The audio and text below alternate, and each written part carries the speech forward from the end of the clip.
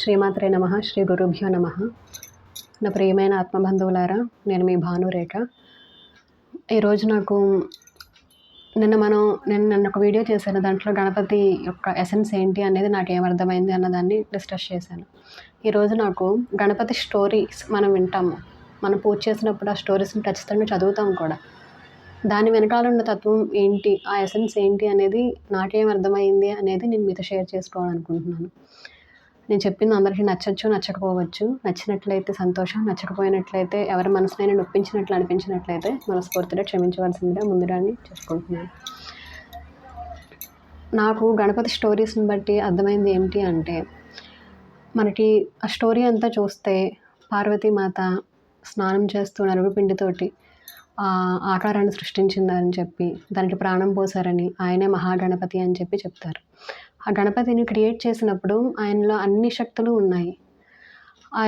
అమ్మవారు ఎప్పుడైతే ఆజ్ఞాపిస్తుందో, నేను స్నానం చేసి వచ్చేంత వరకు ఎవరిని లోపలికి రానివ్వకుండా నువ్వు బయట చూడు అని చెప్పి, ఆయన చెప్పిన మాటని యాజ్ ఇట్ ఈజ్ అలాగే ఫాలో అవుతారు. ఎవరు వచ్చినా సరే అదే మాట మీద నిలబడతారు. దానికోసం ఆయన చాలా స్ట్రాంగ్గా ఫైట్ చేస్తారు. అక్కడ ఫైటింగ్ స్పిరిట్ చాలా స్ట్రాంగ్గా ఉంది. అక్కడ ఆఖరికి చివరికి మహాశివుడి వరకు చేరుతుంది. ఆయన కూడా లోపలికి రానివ్వకపోయేటప్పటికి ఇంకా శివుడు ఫస్ట్ చాలా నచ్చ చెప్తారు మంచిగా. ఇంకా చివరికి ఆయన పేషెన్స్ కూడా పోయి చివరికి ఇంకా శిరచ్ఛేదనం చేయవలసిన సిచ్యువేషన్కి వెళ్తుంది. అందరూ చెప్తారు అలా శిరచ్ఛేదనం చేయడం వలన ఆ మందబుద్ధి అనేది, లేకపోతే అజ్ఞానం అనేది తొలగిపోయింది అని చెప్తారు. ఆ స్టోరీ వెనకాల తత్వం ఏంటి అనేది నాకు ఏమనిపించింది అంటే, ఫస్ట్ నుంచి కూడా గణపతి చాలా మంచి, చాలా పవర్ఫుల్, స్ట్రాంగ్. ఆయన ఇంటెన్షన్ అంటే ఇది నా లక్ష్యం, ఇది నా గోల్, నేను దీన్ని ఇలాగా ఏదైనా సరే సాధిస్తాను అన్న పట్టుదల ఆయనలో ఉంది. కాబట్టి ఆయన అమ్మవారు చెప్పిన దాన్ని యాజ్ ఇట్ ఈజ్ అలా ఫాలో అయ్యారు. ఎక్కడ కాంప్రమైజ్ అవ్వలేదు. చివరికి ఆయన ప్రాణాల మీదకి వచ్చినా సరే. కానీ ఇక్కడ మనం తెలుసుకోవాల్సిన ఇంకొక విషయం ఏంటంటే, అదే పనిని మనం ఇంకో విధంగా కూడా చేయొచ్చు. అదే మన ఇంటెలిజెన్స్ యూజ్ చేసి, అంటే సూక్ష్మ బుద్ధి ద్వారా. అక్కడ వచ్చింది మహాశివుడు, సదాశివుడు. అంటే పార్వతీమాతకి ఎంతో ఇష్టమైన పతి. వాళ్ళిద్దరూ అర్ధనారీశ్వరులు, వేరు కాదు. ఆ విషయము ఆయన గ్రహించగలిగితే, నేను ఇలా ఆపడం వలన మా అమ్మ కోప్పడుతుంది అన్న తత్వాన్ని ఆయన అక్కడ గ్రహించగలిగితే అదంతా జరిగేది కాదు. అక్కడ అదే అజ్ఞానమేమో అని నాకు అనిపించింది. ఎప్పుడైతే శిరచ్ఛేదనం జరిగిందో తర్వాత స్టోరీ మీకు తెలిసిందే. ఆ గణపతికి ప్రతిరించమని చెప్పి పార్వతీమాత పట్టుపడుతుంది. అది అసాధ్యం అని చెప్పి శివుడు అంటారు. అప్పుడు బ్రహ్మదేవుడు కాదు అవుతుంది అని చెప్పి ఎన్నో కండిషన్స్, ఈ టైంలోపు ఈ విధంగా ఇలాగా అని చెప్పి ఎన్నో రూల్స్ అండ్ రెగ్యులేషన్స్ సెట్ చేసుకుని చెప్తారు. శివగణాలు వెతుకుతారు. చివరికి ఆ విధంగా తీసుకుని వస్తారు. ఆ టైం లిమిట్ లోపు గణపతికి ఆ గజముఖాన్ని స్ట్రిప్ చేస్తారు. ఆ గజముఖాన్ని ఎందుకు స్ట్రిప్ చేశారు అన్న దానికి కూడా చాలా పెద్ద స్టోరీ ఉంటుంది వెనకాల. ఇదంతా కూడా నాకేమర్థమైంది అంటే, మన రియల్ లైఫ్తో అది లింక్ చేసుకుంటే, కర్మ. ప్రతి మనిషి మనం పుట్టినప్పుడు అంతకుముందు ఎన్ని జన్మలు ఎత్తేమో తెలియదు. మనం వచ్చినప్పుడు ఏం మోసుకొని వచ్చామో తెలియదు. మనకి అంతా మంచిగా జరుగుతూ ఉన్నప్పుడు ఏమీ అనిపించదు. ఎప్పుడైనా డౌన్ఫాల్ మనం చూసినప్పుడు చాలా స్ట్రగుల్ అయిపోతాం, తట్టుకోలేకపోతాం, దేవుణ్ణి నిందిస్తాం, లేదా మనల్ని మనం నిందించుకుంటాం. లేదు ఫస్ట్ మనకి వచ్చేది ఏంటి అంటే, మన చుట్టూ ఉన్న వాళ్ళని నిందిస్తూ ఉంటాం. ఇదేమీ కరెక్ట్ కాదు. ఇదే అజ్ఞానం అనేది. అక్కడ గణపతుల వారికి ఎప్పుడైతే శిరచ్ఛేదనం జరిగిందో గజముఖాన్ని పెట్టారు. కానీ ఈ పెట్టడానికి మధ్యలో ఉన్న ప్రాసెస్, కండిషన్స్ నాకేమర్థమైంది అంటే, అందరూ అంటుంటారు కర్మ నుంచి తప్పించుకోలేరు, కర్మ అనేది అనుభవించాల్సిందే ఏది ఏమైనా సరే అంటారు. అది నిజమే. కర్మ నుంచి తప్పించుకోలేరు. మనం ఎంత ప్రయత్నం చేసినా, ఎన్ని చేసినా సరే దాన్ని అనుభవించవలసిందే. అది సత్యం. అది మంచి కర్మ అయినా చెడు కర్మ అయినా సరే. అలాగే ఇంకొకటి కూడా చెప్తుంటారు, మన దైవాన్ని నమ్మినప్పుడు, మనం మంచిగా మన ప్రయాణం చేస్తూ ఉన్నప్పుడు, మంచి దారిలో నడుస్తూ, మంచిగా ఆలోచిస్తూ, మనం సాధన చేస్తూ, లేదా మనలో ఏ సాధన చేయకుండానే మనలో మంచి లక్షణాలు ఉంటే మనం ఏం చేయాల్సిన అవసరమే లేదు. ఆటోమేటిక్గా అది మనకి మంచి చేస్తుంది. మనలో ఆ షాడో ఎఫెక్ట్ అనేది ఉంది. మనలో నెగిటివ్ షాడో ఉంది అంటే మనలో ఇంకా ప్యూరిటీ లేదు. కొంచెం మన థింకింగ్ బాగోలేదు, మన ఆలోచనలు బాగోలేదు. అలా అన్నప్పుడు మనం సాధన చేయడం ద్వారా ఒక్కొక్క ఇంప్యూరిటీ అనేది తొలగిపోతూ ప్యూరిటీ అనేది ఫామ్ అవుతూ ఉంటుందన్నమాట. అలా ప్యూరిటీ ఫామ్ అవుతూ ఉన్నప్పుడు మనకి నాలెడ్జ్ అనేది గెయిన్ చేస్తూ ఉంటాం. ప్రతి లెసన్ నుంచి, అంటే ఒక చోట మనకి దెబ్బ పడింది అంటే దాని వెనకాల మనకి ఏదో కారణం ఉంది. ఆ కారణం ఏంటి అంటే, ఒక లెసన్ మనం నేర్చుకోవాలి. ఎప్పుడైతే ఆ లెసన్ మనం నేర్చుకుని దాని నుంచి మనం ఆ మిస్టేక్ నుంచి మనం ఇది చేయకూడదు అని చెప్పి తెలుసుకుని నెక్స్ట్ మనం దాన్ని కంటిన్యూ చేయకుండా ముందుకు వెళ్తాము. మన పాత్ చాలా క్లియర్ అవుతూ ఉంటుందన్నమాట. ఇంకా ఇంకా ఇంకా ఇంకా ముందుకు మనం ఎక్కడ ఆటంకం లేకుండా వెళ్ళగలుగుతాం. ఇక్కడ మెయిన్ ఏంటి అంటే కర్మ నుంచి బయటపడలేము అన్నది ఎంత సత్యమో, కర్మ నుంచి బయటపడడం అనేది చాలా కష్టము అన్నది ఎంత సత్యమో, సాధన ద్వారా భగవంతుని ఆరాధించడం ద్వారా కర్మని మినిమైజ్ చేసుకోవచ్చు, కర్మని చాలా రెడ్యూస్ చేసుకుని దాని నుంచి మనం బయటపడచ్చు అన్నది కూడా అంతే సత్యం. అలాగే కర్మ నుంచి పూర్తిగా మనం పూర్తిగా అంటే ఇంకా అసలు చాలా అంటే చాలా చాలా చాలా చాలా చాలా ఈజీగా చాలా ఫాస్ట్గా కర్మ నుంచి మనం బయటపడడానికి ఇంకొక మార్గం ఏంటి అంటే త్రూ నాలెడ్జ్, జ్ఞాన మార్గం. ఆ జ్ఞాన మార్గం అనేది అంత ఈజీ కాదు. ఆ నాలెడ్జ్ని మనం రిసీవ్ చేసుకోవాలి అంటే త్రూ ఎక్స్పీరియన్సెస్ ద్వారా. అంటే దెబ్బ పడితేనే మనకి దాని నుంచి తెలుస్తుంది అంటారు. అలాగా మనం అనుభవించిన పెయిన్ కానీ, లేదు అంటే మనకు ఒక సక్సెస్ వస్తే ఆ సక్సెస్ వెనకాల ఉన్న రీజన్ కానీ, ఒక బాధ వస్తే దాని వెనకాల ఉన్న కారణం కానీ, వాటిని మనం అనలైజ్ చేసుకుని దాని ద్వారా మనం కొన్ని లెసన్స్ నేర్చుకుని అవి మన రియల్ లైఫ్లో ఇంప్లిమెంట్ చేసినప్పుడు ఆ కర్మ నుంచి మనం బయటపడవచ్చు. ఎలాగా అంటే మనం నేర్చుకున్న ఆ జ్ఞానం ఏదైతే ఉందో, ఆ సారాంశం ఏదైతే ఉందో, ఆ ఎసెన్స్ అదే మనకి యూజ్ అవుతుందన్నమాట. దాని ద్వారా మనం బయటపడవచ్చు. దీని గురించి ఇంకా చాలా క్లియర్గా చెప్పాలి అంటే ఇంకొకసారి మీతో ఎప్పుడైనా వేరే వీడియోలో దీని గురించి ఇంకా డీటెయిల్గా చెప్పాలి. దీని గురించి ఇంకొక వీడియోలో ఎప్పుడైనా డిస్కస్ చేస్తాను మీతోటి. ప్రజెంట్ ఈ స్టోరీలో నాకు అర్థమైంది ఏంటి అంటే గణపతి పుట్టుకతోనే ఆయన సాక్షాత్తు అమ్మవారి నుంచి వచ్చిన శక్తి. పార్వతీమాత అంటేనే ప్రకృతి నుంచి ఉద్భవించిన గణపతి. గణపతి అంటే పృథివీ తత్వాన్ని సూచిస్తారు. గణపతి అంటేనే ఫౌండేషన్, స్ట్రాంగ్, ప్రొటెక్షన్, స్టెబిలిటీ ఇవన్నీ అంటారు కాదు, అది నిజం. మన గణపతిని ఆరాధిస్తేనే నెక్స్ట్ మనం వెళ్తామని, ఏదైనా పని సాఫీగా అవుతుందని ఎందుకు అంటున్నారు అంటే మన ఫౌండేషన్ ఎప్పుడైతే స్ట్రాంగ్గా ఉంటుందో, పునాది ఎప్పుడైతే గట్టిగా ఉంటుందో దాని మీదే కదా మనం ఏదైనా చేయగలము. నెక్స్ట్ మనం ఏదైనా సరే మన చిన్న చిన్న కోరికల నుంచి పెద్ద పెద్ద కోరికల వరకు, ఆఖరికి చిన్న చిన్న మన సమస్యల నుంచి బయటపడాలి అన్న దాని నుంచి మనం మోక్షాన్ని పొందాలి అని ఒక పెద్ద మనిషి యొక్క మన లక్ష్యమే అది. మనం ఎందుకు పుట్టాము అంటే మన కర్మను అనుభవించి దాని ద్వారా లెసన్స్ నేర్చుకుని మనం లిబరేట్ అవ్వాలి. ఈ జన్మల నుంచి ఇంకా మళ్ళీ పుట్టకుండా మనం ముక్తిని పొందాలి. That is the highest form. అలాగ రీచ్ అవ్వాలి అన్నా కూడా, మనకి ఏది జరగాలన్నా కూడా ఫస్ట్ గణపతిని ఆరాధించాలి. మన కోరిక చిన్నదనుకోండి, చిన్నదానితోనే గణపతిని ఆరాధించడం వల్ల సమస్యల నుంచి బయటపడవచ్చు. మన లక్ష్యం పెద్దదనుకోండి, ఆ లెసన్స్ కూడా కొంచెం కష్టంగానే ఉంటాయి. కానీ మనం ఆగిపోకుండా ఇక్కడ చూసారు కదా, ఫస్ట్ గణపతి ఆయన ఇంటెన్షన్ ఏంటి, అమ్మ నాకు ఇలా చెప్పింది, నేను బయట ఇలాగా ఎవరిని రానివ్వకుండా నా పని నేను చేసుకోవాలి. ఆయన లక్ష్యం దాని మీద ఫోకస్ పెట్టారు. దానికోసం ఆయన ఫైట్ చేశారు. చివరికి ఆయన ప్రాణాలను కూడా వదలడానికి సిద్ధపడ్డారు. కానీ అక్కడ ఆయన సూక్ష్మ బుద్ధిని ఉపయోగించి కూడా దాని నుంచి బయటపడి ఉండొచ్చు. అందుకని చెప్పేసి రచ్ఛేదనం, ఆ అజ్ఞానం అనేది తొలగింది. గజముఖం, గజం అంటేనే ఏనుగు ముఖం, అంటే దాన్ని లక్ష్మీప్రదంగా చెప్తారు. అదేవిధంగా జ్ఞాన మార్గంగా, జ్ఞానానికి సూచనగా కూడా చెప్తారు. సో ఎప్పుడైతే ఆ గజముఖాన్ని గణపతి వారికి స్టిక్ చేశారో ఆయనలో ఉన్న ఆ మందబుద్ధి అనేది పూర్తిగా పోయింది అని చెప్పి అంటారు, సూక్ష్మ బుద్ధి. అందుకే కదా అప్పటి నుంచే గణపతి ప్రథమ పూజ్యుడయ్యారు. గణపతి స్టోరీస్ మనం ఏది చూసినా సరే ప్రతిదీ కూడా ఆయన ప్రతి స్టోరీ వెనుక ఈ విధంగా కూడా ఆలోచించవచ్చు అనేది చెప్తుంది. సో ఎప్పుడైతే ఈ కర్మ నుంచి మనం బయటపడాలి అనుకున్నప్పుడు, ఎలాగైతే గజముఖాన్ని పెట్టడానికి వాళ్ళు సిద్ధపడ్డారో దాని వెనకాల చాలా కండిషన్స్ ఉన్నాయి. దాని వెనకాల ప్రతి దానికి ఒక కారణం చెప్తారు. గజముఖం ఎందుకు దొరికింది, దాని వెనకాల గజాసురుడు స్టోరీ ఉంటుంది. ఇలాగా మన లైఫ్లో కూడా కర్మ నుంచి బయటపడాలి అనుకున్నప్పుడు మనం ఎప్పుడైతే సరెండర్ అవుతామో, దాని నుంచి మనం నేర్చుకుంటామో, దెబ్బ మీద దెబ్బ పడినప్పుడు లేదా మంచి జరిగినప్పుడు ప్రతి దాని వెనకాల ఏదో కారణం ఉంది అని చెప్పి మనం దాన్ని తెలుసుకుని మనం ఎక్కడ ఆగకుండా ముందుకు వెళ్తామో ఫైనల్గా మనం ఆ జ్ఞానాన్ని పొందుతాము. ఎలాగైతే గజముఖం అనేది గణపతికి స్టిక్ చేసి మళ్ళీ కొత్తగా, అంటే పూర్తిగా అయిపోయింది అన్న చోట కొత్తగా ఆయన మళ్ళీ స్టార్ట్ అయ్యారు గణపతి. అలాగే ఇంకా అయిపోయింది మన లైఫ్ ఇక్కడ అనుకున్న చోట మనం కూడా ఆ జ్ఞానం అనేది, ఆ నాలెడ్జ్ అనేది ఎప్పుడైతే మనం గెయిన్ చేస్తామో కొత్తగా మన లైఫ్ అనేది స్టార్ట్ అవుతుంది. ఎంత ఫ్రెష్గా ఉంటుంది అంటే ఆ లైఫ్. మీకు తెలిసిందే, ఒక్కసారి గణపతి ఆ గజముఖంతో ఆయన ఫామ్ అయిన తర్వాత ఆయనలో పూర్ణత్వం ఉంది, ఆయనలో కంప్లీట్నెస్ అంటే జ్ఞానం, ఆయనలో శక్తి, అంతకుముందు శక్తి ఉంది, కంప్లీట్ పవర్ ఉంది. ఇప్పుడు దానికి జ్ఞానం యాడ్ అయ్యింది. అంటే ఇప్పుడు అది చాలా మంచిగా యూజ్ అవుతుంది. అందుకని చెప్పి ఆయన ప్రథమ పూజ్యుడయ్యారు.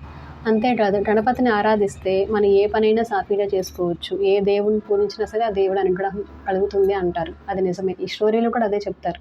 గణపతి ఫామ్ అయిన తర్వాత, గజముఖాన్ని పెట్టిన తర్వాత, గణపతి ఫామ్ అయిన తర్వాత అందరు దేవతలు ఒక్కొక్కటి ఇస్తుంటారనమాట. అంటే వాళ్ళ బ్లెస్సింగ్స్ కింద పార్వతీమాత ఒక విధంగా బ్లెస్ చేస్తుంది, శివుడు ఒక విధంగా బ్లెస్ చేస్తారు, బ్రహ్మదేవుడు, ఇంద్రుడు, విష్ణువు, మొత్తం అందరూ కూడా ప్రతి దేవత, ప్రతి దేవుడు కూడా వాళ్ళ దగ్గర ఉన్న ఇప్పుడు లక్ష్మీదేవి సంపదని, అలాగే బ్రహ్మదేవుడు ఆయన దగ్గర ఉన్న అక్షమాలని, అలా ఒక్కొక్కరు ఒక్కొక్క విధంగా వాళ్ళకి సమర్పిస్తారు. నాకు కరెక్ట్గా ఎవరెవరు ఏమి ఇచ్చారనేది గుర్తులేదు, కానీ మెయిన్ కాన్సెప్ట్ అయితే ప్రతి దేవత, ప్రతి దేవుడు కూడా వాళ్ళ దగ్గర ఉన్న దాన్ని ఒక్కొక్క విధంగా బ్లెస్ చేస్తారనమాట గణపతిని. ఆయన పరిపూర్ణత్వాన్ని సూచిస్తారు. అంటే ఇప్పుడు గణపతి దగ్గర లేనిదంటూ ఏమీ లేదు, అందరి తత్వమే. అంటే ప్రతి దేవుడు, ప్రతి దేవత కూడా ఒకటే. భిన్నత్వంలో ఏకత్వం, ఏకత్వంలో భిన్నత్వం అన్నట్లు పరబ్రహ్మ నుంచే మొత్తం అన్ని ఫామ్స్ వచ్చాయి. ఆ ఒక్క ఫామ్నే మనం పట్టుకుని మనం సరెండర్ అయ్యి మనం మనసా వాచా కర్మన వాళ్ళకి ఆ దేవతను ఆరాధించినప్పుడు, పూజించినప్పుడు, మనం శరణాగతి చేసినప్పుడు చివరికి మనకి ఆ ఒక్క ఫామే ఆ మెయిన్ ఫామ్ అని, చుట్టూ ఉన్న అన్ని ఫామ్స్ అంటే అన్ని రకాల దేవతలు, దేవుళ్ళు కూడా వాళ్ళే అని తెలుస్తుంది. అలాగే ఇక్కడ గణపతి అందరి బ్లెస్సింగ్స్ని పొందారు.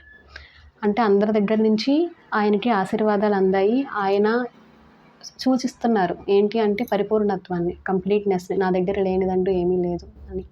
అంతేకాదు గణపతిని మనం ఆరాధించినప్పుడు ఆటోమేటిక్గా మిగతా దేవుళ్ళ యొక్క బ్లెస్సింగ్స్ ఆటోమేటిక్గా మనకు అందుతాయి. ఇది కూడా నిజం. మనం ఎప్పుడైతే గణపతిని ఆరాధిస్తామో, మీకు అప్పటి వరకు కులదేవత ఎవరో తెలియకపోవచ్చు. మాకు కులదేవత ఎవరో తెలియట్లేదు, మాకు కులదేవత బ్లెస్సింగ్స్ లేవని ఎవరో చెప్తున్నారు అన్నట్లు మీరు అనుకోవచ్చు. గణపతిని ఆరాధించిన తర్వాత, మీరు శరణాగతి చేసిన తర్వాత, అప్పటి వరకు మీకు తెలియని ఆ కులదేవత పేరు మీకు తెలుస్తుంది, ఆ కులదేవత బ్లెస్సింగ్స్ మీకు అందుతాయి. అలాగ ప్రతి దేవుడు మీకు ఒక్క దేవుడు అంటే ఇష్టం, ఒక్కొక్క దేవత అంటే ఇష్టం, గణపతిని ఆరాధించడం మొదలుపెట్టి, మీలో మార్పు రావడం మొదలుపెట్టి, మీలో ఆ అవేకనింగ్ అనేది జరుగుతూ ఉన్నప్పుడు ఆటోమేటిక్గా మీ ఇష్టదైవం ఎవరైతే ఉంటారో ఆ దేవతతో మీరు ఆటోమేటిక్గా కనెక్ట్ అవుతారనమాట. ఆటోమేటిక్గా కనెక్ట్ అవుతారు. ఎందుకు అంటే గణపతే ఆ ఫామ్లో వచ్చారు, మీ ఇష్టదైవ రూపంలో. అంటే మనం ఫస్ట్ స్టాండర్డ్లో ఉన్నప్పుడు మనం నేర్చుకున్న నాలెడ్జ్ వేరు, కానీ ఆ నేర్చుకున్న నాలెడ్జ్ మీదే మనం నెక్స్ట్ క్లాస్కి వెళ్ళగలం. అలాగే గణపతి రూపంలో ఉన్న ఆ తత్వాన్ని పట్టుకుని మన సాధన చేస్తూ మన బుద్ధి కొంచెం మారుతూ ఉన్నప్పుడు మన నాలెడ్జ్ కూడా కొంచెం స్టెప్ బై స్టెప్ ఇంప్రూవ్ అవుతూ ఉంటుంది. ప్రతి ఇయర్లో కూడా ఎగ్జామ్స్ పెడుతూ మనకి టెస్ట్ చేస్తున్నట్లు చాలా కష్టంగా ఎలా అయితే అనిపిస్తుందో, అలాగే మనం నేర్చుకుంటూ ఉన్నప్పుడు కూడా మనకి కొన్నిసార్లు పెయిన్ఫుల్గా అనిపిస్తుంది, కొన్నిసార్లు ఎక్సైటింగ్గా అనిపిస్తుంది, కొన్నిసార్లు చాలా హ్యాపీగా అనిపిస్తుంది. ఇవన్నీ నార్మల్. లైఫ్ అంటేనే మనకు అవన్నీ ఉండాలి, లేకపోతే చాలా బోరింగ్గా ఉంటుంది. సో ఇక్కడ నాకు మొత్తానికి ఫైనల్గా ఫస్ట్ స్టోరీలో మనం చదివినప్పుడు దాంట్లో నాకు ఏమర్థమైంది అంటే, మనం ఎంత పవర్ఫుల్ అయినా సరే, మనలో ఎంత శక్తి ఉన్నా సరే, మన ఇంటెన్షన్ సరిగ్గా లేకపోతే, మనం చేసే పని సరిగ్గా లేకపోతే, మన ఆలోచన సరిగ్గా లేకపోతే అది డౌన్ఫాల్ అవుతుంది. అంటే మనం పతనం అయిపోతాము. మనం ఎప్పుడూ మంచిగా ఆలోచించాలి, మంచిని కోరుకోవాలి, మంచి మార్గంలో నడవాలి. మన ఆలోచన విధానంతో పాటు మనం చేసే పని, మన చేతల్లో అన్నీ కూడా మంచి ఇంటెన్షన్స్ ఉండాలి. అది అన్నిసార్లు సాధ్యపడుతుందా అంటే కాదు. కానీ ఒక్కసారి మనం ఎప్పుడైతే సరెండర్ అవుతామో నెమ్మదిగా ఇప్పుడు చెప్పినట్లు స్టెప్ బై స్టెప్ అలాగా ఆ ఇంప్రూవ్మెంట్ అనేది వస్తూ ఉంటుంది. ఖచ్చితంగా వస్తుంది, ఇది కన్ఫామ్. అంటే ఇది నా ఎక్స్పీరియన్స్ ద్వారా నేను ఫేస్ చేసింది, నాకు అనిపించింది, నేను మీకు చెప్తున్నాను. నేననే కాదు, ఎవరైనా సరే సాధన చేస్తూ ఉన్న వాళ్ళని అడిగితే ఖచ్చితంగా వాళ్ళు ఇదే చెప్తారు, మార్పు వస్తుంది, మంచిగా వస్తుంది అని చెప్పి. ఎవరైతే ఆ బ్లెస్సింగ్స్ని రిసీవ్ చేసుకున్నారో వాళ్ళు. అంతేకాకుండా ఇంకొక స్టోరీ చూసుకుంటే గణపతిది, కర్మ నుంచి, అలాగే ఇందాక చెప్పిన దాంట్లో కర్మ నుంచి మనం బయటపడచ్చు, అసాధ్యం అన్నది ఏమీ లేదు. కానీ కష్టం, కండిషన్స్ విల్ అప్లై. దానికి కూడా ఎంతో మనం తట్టుకోవడానికి సిద్ధంగా ఉండాలి. ఆ దేవత పెట్టే పరీక్షలు, గణపతి పెట్టే పరీక్షలకి మనం ఫేస్ చేయడానికి నమ్మకంతో వాళ్ళు పరీక్షిస్తారు మన నమ్మకం ఎంతవరకు స్థిరంగా ఉంది అని. రకరకాల పరీక్షలు ఉంటాయి మన కోరికని బట్టి. చిన్న కోరిక అయితే చిన్న పరీక్షతో పోతుంది. చాలా పెద్ద టార్గెట్ పెట్టుకున్నాం మనం, దానికి తగ్గట్లే పరీక్షలు కూడా ఉంటాయి. వీటన్నిటిని మనం తట్టుకుని నిలబడినప్పుడు ఆ నెగిటివిటీ నుంచి, ఆ చెడు కర్మ నుంచి మనం చాలా ఈజీగా బయటపడవచ్చు. ఇది కన్ఫామ్. అలాగే గణపతి ఒక్కసారి ఫామ్ అయిన తర్వాత ఆయన ఎప్పుడైతే పరిపూర్ణత్వంతో నిండి ఉన్నారో, ఆయనలో ఎప్పుడైతే జ్ఞానంతో నిండి ఉన్నారో ఆటోమేటిక్గా మిగతా దేవతలు, దేవుళ్ళు అందరూ బ్లెస్ చేశారు. అదే విధంగా మనం ఎప్పుడైతే ఒక్కసారి గణపతి యొక్క బ్లెస్సింగ్స్ని రిసీవ్ చేసుకుంటామో ఆటోమేటిక్గా మన దృష్టి అంటే మన పైన మిగతా దేవతల, దేవుళ్ళ యొక్క దృష్టి మన మీద పడుతుంది. మనం కూడా మిగతా దేవతల రూపంలో కనెక్ట్ అవుతాం అనమాట వాళ్ళతో కూడా. ఇది ఆటోమేటిక్గా సహజంగా జరుగుతుంది. ఇది ఇంకొక కన్ఫర్మేషన్. అంటే ఈ స్టోరీ ద్వారా నాకు అర్థమైంది. ఇది ఫస్ట్ స్టోరీ. నెక్స్ట్ ఇంకొక స్టోరీ తీసుకుంటే సెకండ్ స్టోరీ ఏంటి అంటే సుబ్రహ్మణ్యేశ్వర స్వామి అదేవిధంగా గణపతి వాళ్ళిద్దరికీ పరీక్ష పెడతారు. మీకు తెలిసిందే కదా, ఎవరు ముందొస్తే వాళ్ళకి ఒక దాంట్లోనేమో ఈ పూజ గణపతిగా అంటే గణాధిపత్యం ఎవరికి ఇవ్వాలి అన్న చోట్ల ఈ టెస్ట్ పెట్టారని చెప్తారు. ఇంకొక చోటేమో బుద్ధి సిద్ధి అనే ఇద్దరు భార్యలను ఇచ్చి పెళ్లి చేయడానికి ఎవరు అర్హత ఉంటారు అని చెప్పి పరీక్షించడానికి అన్నట్టుగా చెప్తారు. ఆ స్టోరీ ఏదైనా కానీ దాంట్లో ఉన్న తత్వం నాకేమర్థమైంది అంటే, ఇక్కడ చెప్పుకున్నాం మనం గణపతి ఆకారమే చాలా డిఫరెంట్గా ఉంటుంది. ఎందుకు సూచిస్తున్నారో అలాగా అంటే, మీరు పైనున్న రూపాన్ని చూడకండి, లోపల ఉన్న నాలెడ్జ్ని చూడండి. గణపతి అంటే ముఖం, జ్ఞానం.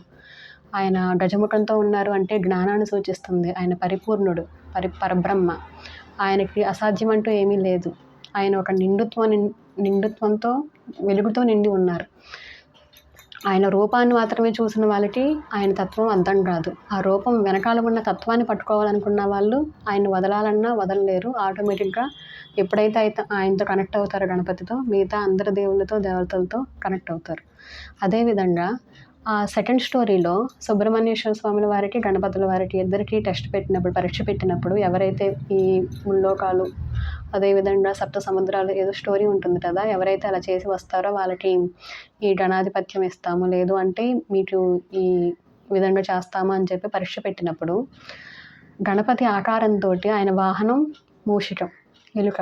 తెలిసిందే, ఆయన ఆకారానికి ఆ వాహనం ఇవ్వడానికి కూడా అదొక పెద్ద స్టోరీ ఉంటుంది. అది కూడా మనకి సూక్ష్మంగా ఆలోచిస్తే దాని వెనకాల కూడా ఏదో తత్వం ఉంటుంది.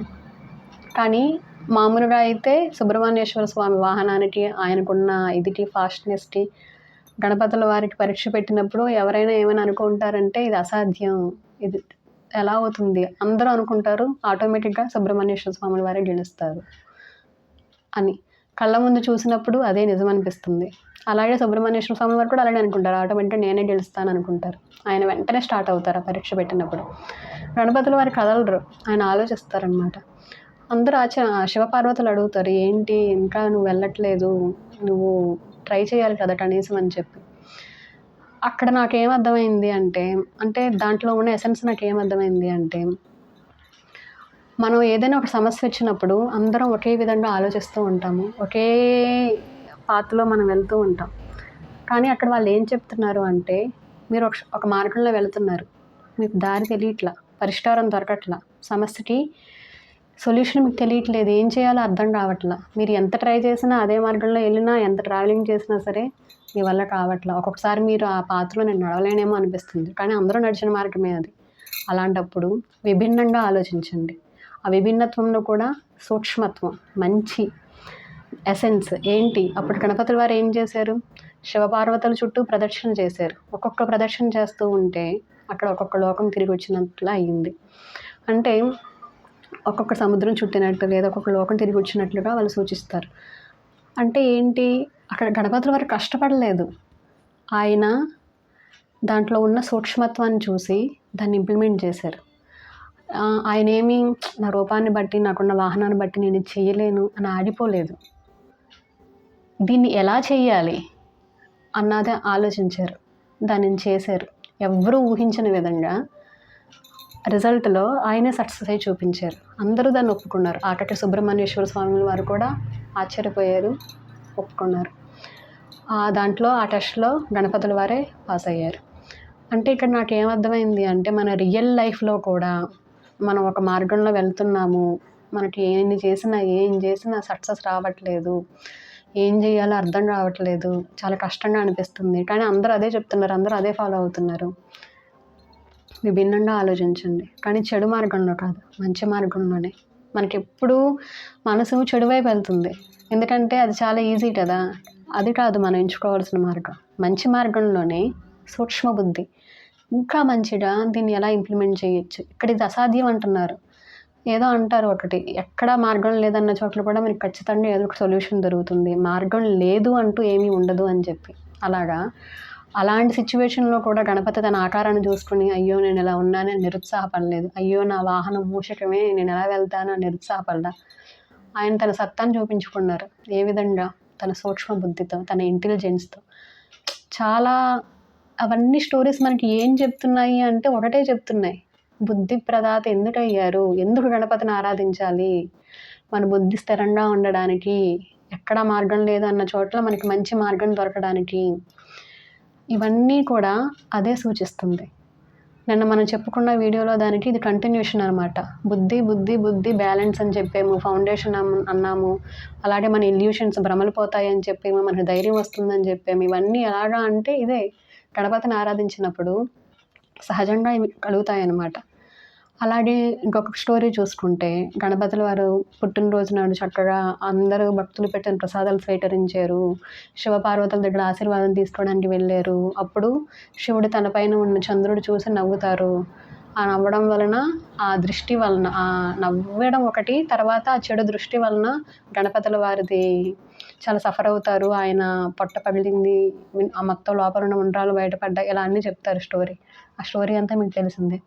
కానీ నాకు దాని వెనకాల రీజన్ ఏమై ఉంటుంది అని అనిపించినప్పుడు, మన రియల్ లైఫ్‌లో ఇంప్లిమెంట్ చేస్తే నాకేమనిపించింది అంటే, చంద్రుడితోనే ఎందుకు పోల్చారు అక్కడ? మనకు నవగ్రహాలు ఉన్నాయి. ఏ గ్రహంతోనూ పోల్చకుండా చంద్రుడితోనే పోల్చారు. ఎందుకని అంటే, చంద్రుడు బుద్ధికి సూచన. అంటే పౌర్ణమి, అమావాస్య వచ్చినప్పుడు మనుషుల బుద్ధి ఆలోచనలు కూడా మారుతూ ఉంటాయి. ఎవరికైతే చంద్రుడు హీనంగా ఉంటారో, అంటే మన జాతకంలో కానీ చెప్తూ ఉంటారు. మనకి ఏదైనా సమస్య వచ్చినప్పుడు చూపిస్తే మీకు చంద్రబలం లేదు, అందుకని మీకు మానసికంగా ఇబ్బంది పడుతూ ఉండొచ్చు, లేదా మీ ఆలోచనలు స్థిరంగా ఉండకపోవచ్చు, లేదా మీరు డిప్రెషన్‌లో ఉండొచ్చు, లేదు అంటే మీరు సరైన నిర్ణయాలు తీసుకోలేకపోతూ ఉండొచ్చు అని చెప్తారు. ఎందుకని? చంద్రుడు బుద్ధికి సూచన. అందుకని చెప్పే గణపతికి ఇక్కడ స్టోరీతో చంద్రుడిని మెయిన్ కనెక్ట్ చేశారు. అక్కడ చంద్రుడు అనుకుంటారు, కథలో స్టోరీలో అలా చెప్తారు, నేను చాలా అందంగా ఉన్నాను, నాకు మించిన ఇంకెవరు లేదు అన్న ఇదితో ఉంటారు అని చెప్పి. ఎందుకంటే చంద్రుడిని అందరూ ఇష్టపడతారు. మనకు తెలిసిందే కదా, సాయంత్రం అవ్వగానే చంద్రుడి వెలుగుకి అందరూ ఆకర్షితులవుతారు. ఆ వెలుగులో సేద తీరుతారు. ఆయనకున్న ప్రత్యేకత ఆయనకుంది. అదేవిధంగా ఇక్కడ ఆయన గణపతిని చూసి, ఆయన రూపాన్ని చూసి, ఆయన వంగోడానికి, నమస్కారం చేయడానికి వంగోడానికి ట్రై చేసినప్పుడు పొట్ట వంగక ఇబ్బంది పడుతూ ఉంటే, హేళన చేసినట్లు, అవమానించినట్లుగా ఆయన దృష్టి చెడుగా పడిందని చెప్పి ఇదంతా చెప్పడం ఏంటి అంటే, నాకేమర్థమైంది అంటే, మనం ఎప్పుడూ కూడా ఒక మనిషిని పైకి ఎలా ఉన్నారు, లావుగానా, సన్నగానా, తెల్లగానా, నల్లగానా, లేకపోతే ఏంటి, అవన్నీ మనం పట్టించుకోకూడదు.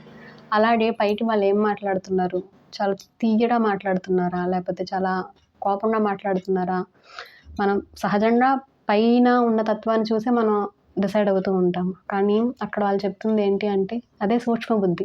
పైనున్న రూపాన్ని చూడకండి, పైనున్న తత్వాన్ని చూడకండి, లోపల ఉన్న జ్ఞానాన్ని చూడండి. లోపల లైట్ ఉంది, ఆ జ్ఞానం సూచిస్తున్నారు. గణపతి ముఖం చూసి, ఆయన ఆకారం చూసి ఏముంది అనుకున్న వాళ్ళకి ఏం కనిపించదు, ఆయన బ్లెస్సింగ్స్ కూడా అందవు. ఆ రూపాన్ని పక్కన పెట్టి ఆయన లోపల ఉన్న తత్వాన్ని తెలుసుకున్న వాళ్ళు ఆయన్ని ఎప్పటికీ వదలలేరు. ఆయనలో ఉన్న ప్రత్యేకత అది. అక్కడ చంద్రుడితో ఎందుకు పోల్చారు అంటే, భ్రమ. అంటే నిజాన్ని చూడకుండా మన కళ్ళు కప్పేస్తుందనమాట. ఇల్యూషన్స్, భ్రమ. అక్కడ చంద్రుడు నిజంగా చూసుంటే గణపతి సాక్షాత్తు శివపార్వతుల పుత్రుడు, ప్రథమ పూజ్యుడు. ఆయన ఒకసారి శిరచ్ఛేదనం జరిగి మళ్ళీ కొత్తగా పుట్టి తనకంటూ ఒక సామ్రాజ్యాన్ని సృష్టించుకున్నారు. ఆయన సాక్షాత్ పరబ్రహ్మ. అది సత్యం, అది ట్రూత్. కానీ అక్కడ చంద్రుడు ఇల్యూషన్స్, భ్రమలు. అంటే మనకి చెప్పడం కోసం ఆ స్టోరీ ఇలా చెప్తున్నారు. ఏంటి, అక్కడ నిజాన్ని చూడట్లేదు, అసలైన ఎసెన్స్ని చూడకుండా గణపతి ముఖం ఎలా ఉంది, గణపతి ఇంత పట్టేసుకుని ఉన్నారు, గణపతి ఎలా ఉన్నారు, ఆయన ఎలాగా వండుకోవడానికి ప్రయత్నం చేసినప్పుడు ఆయనకు నవ్వు వచ్చింది. ఇదంతా ఏంటి అంటే, మనం సత్యాన్ని చూడకుండా, నిజాన్ని చూడకుండా పైనున్న ఆ ఇదినే చూస్తూ, అదే నిజమనుకుంటూ, అదే భ్రమలో బ్రతుకుతూ మన జీవితాన్ని వెల్లబోస్తూ ఉంటాం అన్నమాట. ఎప్పుడైతే మనం గణపతిని పట్టుకుంటామో, గణపతిని ఆరాధిస్తామో, గణపతి యొక్క తత్వాన్ని తెలుసుకుంటామో, ఆ పైపే మెరుగులు కాకుండా ఆ లోపలున్న తత్వాన్ని చూడగలుగుతాం. గణపతిని ఆరాధిస్తే ఏమొస్తుంది అంటే ఇంకొక పాయింట్ ఏంటంటే, మీకు సూక్ష్మ బుద్ధి అని చెప్పాను కదా, మార్గం దొరుకుతుంది అని. అలాగే సిక్స్త్ సెన్స్ అనేది చాలా ఇంప్రూవ్ అవుతుంది. అంటే ఇంట్యూషన్ అనేది ఇంప్రూవ్ అవుతుంది. ఒక మనిషిని చూసి మీరు గెస్ చేయగలుగుతారు. గెస్ చేయడం అని కూడా కాదు, మీరు 99% కరెక్ట్గా చెప్పగలుగుతారు. ఇతని ఇంటెన్షన్స్ సరిగ్గా లేవు, ఈవిడ ఇంటెన్షన్స్ మంచిగా లేవు, లేదా వీళ్ళు చాలా మంచిగా ఆలోచిస్తున్నారు, మనం వీళ్ళని నమ్మచ్చు, వీళ్ళని నమ్మకూడదు. మీకు చూస్తేనే అర్థమైపోతుంది వాళ్ళని. 99% మీ మనసులో ఏదైతే అనిపిస్తుందో సత్యం అవుతుంది కూడా. ఆ శక్తి ఎక్కడి నుంచి వచ్చింది అంటే బుద్ధి. ఆ బుద్ధి ఎక్కడి నుంచి వచ్చింది అంటే మనలో ఉన్న ఆ ఎనర్జీ అవేకెన్ అయ్యింది. ఏంటి ఆ ఎనర్జీ? గణపతి. ఆ లైట్, ఆ తత్వం అనేది అవేకెన్ ఎప్పుడైతే అవుతుందో ఖచ్చితంగా మన బుద్ధి కంట్రోల్లో ఉంటుంది అని మనం చెప్పుకున్నాం. ఆ నిజాన్ని చూడగలుగుతాం, ఆ భ్రమలు తొలగిపోతాయి, ఆ సత్యాన్ని మనం తెలుసుకోగలుగుతాం. అంతేకాదు ఇంకొకటి ఏంటి అంటే, ఈ చంద్రుడు దృష్టి పడడం వలన అంటుంటారు, కను దృష్టి వలన నల్లటి రాయిన పగిలిపోతుంది అది ఇది అంటుంటారు. అది సత్యమే. అదేవిధంగా అక్కడ ఆ దృష్టి పడడం వలన గణపతుల వారికి అలా అవ్వడము, పార్వతీమాత ఆయన శపించడము, దాని వలన ఇప్పటికీ చంద్రుడు నిండుగా ఉండాల్సిన ఆయనకి మచ్చ అంటూ ఉండిపోవడము, ఇవన్నీ ఉన్నాయి. ఇదంతా ఏం సూచిస్తుంది అంటే, మనం తెలిసి తెలియకుండా ఎదుటి వ్యక్తిని బ్లేమ్ చేయకూడదు. ఆ లోపల ఉన్న వాళ్ళ తత్వాన్ని తెలుసుకోకుండా, వాళ్ళ జ్ఞానాన్ని తెలుసుకోకుండా, పైనున్న ఆకారాన్ని చూసి, పైకి మనకి ఏదైతే కనిపిస్తుందో దాన్నే చూసి, మనం ఎప్పుడూ కూడా వాళ్ళని అంచనా వేసి ఎదుటి వ్యక్తిని బాధ పెట్టకూడదు. మనం బాధపడేలా మాట్లాడకూడదు. అంతేకాదు ఇంకొకలా కూడా చెప్పచ్చు. ఏంటి అంటే, ఒకళ్ళు పైకి ఎదుగుతున్నారు అంటే వాళ్ళు వీళ్ళని ఏమీ చేయరు. అంటే ఎవరైతే ఇప్పుడు చాలామంది ఒక ఎగ్జాంపుల్ చెప్పాలి అంటే, సాధనలో ఉన్నవాళ్ళు వాళ్ళ మార్గంలో వాళ్ళు వెళ్ళిపోతూ ఉంటారు. వాళ్ళ పని వాళ్ళు చేసుకుంటూ ఉంటారు.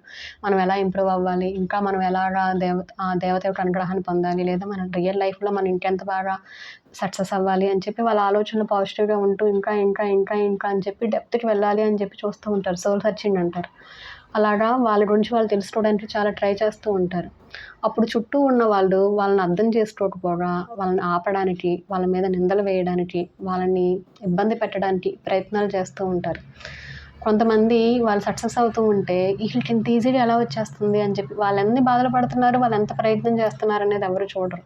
చూడకుండా వాళ్ళని బ్లేమ్ చేయాలని చెప్పి జలస్, ఒక ఫీలింగ్స్, రకరకాల నెగటివ్ ఎక్స్ప్రెషన్స్ తోటి వాళ్ళని తెలిసి కానీ తెలియక కానీ ఇబ్బంది పెడుతూ ఉంటారనమాట. అలా ఇబ్బంది పెడితే అనకూడదు, కానీ జరిగేది ఏంటి అంటే ఇలాగే అక్కడ పార్వతీమాత వచ్చి శిక్షించినట్టు చంద్రదేవుణ్ణి కర్మ అనేది వాళ్ళు చేస్తున్నదే ఆ కర్మ రూపంలో వాళ్ళ జీవితం మీద ఎప్పటికీ చెరగని మచ్చలాగా ఉండిపోతుందన్నమాట. దాన్ని అనుభవించాల్సిందే.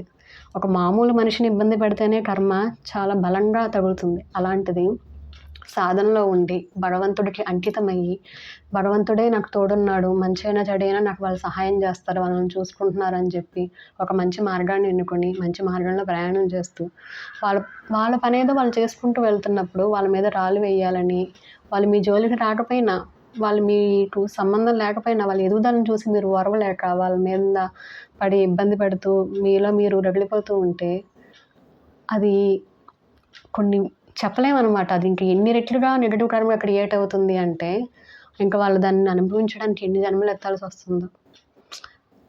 అంటే నాకు ఇది ఇలా అర్థమైంది. అంతకుమించి నేను ఎవరిని బ్లేమ్ చేయాలనుకోవట్లా. ఇక్కడ తత్వం ఎలా అయితే చెప్తున్నారో నాకు ఈ స్టోరీస్ని బట్టి ఈ విధంగా అర్థమైంది. నేను అందుకే ముందే అన్నాను, నేను చెప్పింది అందరికీ నచ్చచ్చు, నచ్చకపోవచ్చు అని. నేను చెప్పింది నచ్చినట్లయితే, ఈ కాన్సెప్ట్ మీకు నచ్చినట్లయితే మీరు దీన్ని స్వీకరించండి. నచ్చకపోయినట్లయితే ఇంకొకసారి మీకు క్షమాపణలు చెప్తున్నాను. దీంట్లో ఎవరిని కించపరచాలని కానీ, ఇబ్బంది పెట్టాలని కానీ అలాంటి ఉద్దేశాలు ఏమీ లేవు. ఇదే ట్రూత్, ఇది నిజం. నాకు ఇలా అర్థమయ్యింది. నాకు ఏదైతే అర్థమైందో నేను మీతో అది ఓపెన్గా షేర్ చేసుకుంటున్నాను. దీంట్లో నేను ఎవరిని ఇది చేయాలనే ఉద్దేశం నాకు లేదు. సో ఇదే నాకు గణపతి స్టోరీస్ ద్వారా అర్థమైన తత్వం ఇది. మీకు ఇది నచ్చినట్లయితే లైక్ చేయండి, షేర్ చేయండి, సబ్స్క్రైబ్ చేసుకోండి. Thank you so much.